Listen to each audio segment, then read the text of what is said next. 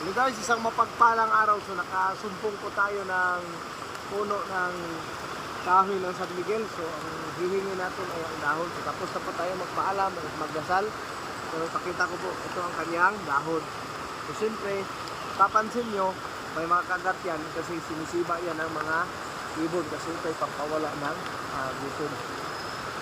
Kuha tayo ng ilang piraso dito. Ang sinyalis po nito, pag pinipisil mo po sa iyong daliri, hindi po siya basta-basta na pupunit tulad niya, no? Hindi siya na pupunit basta-basta kahit kagating.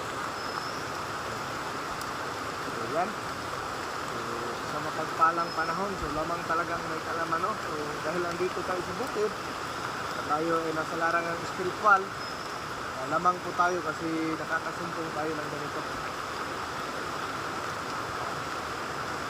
Medyo marami-rami ito kasi para marami din tayong mabahagian. Ayan. May mga maliliit na dahon, mainam din ito paloob sa mother langisan o sa pangkalahatang langisan o wow.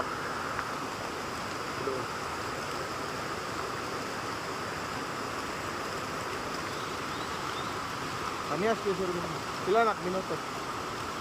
Man. Kaya yan. Pila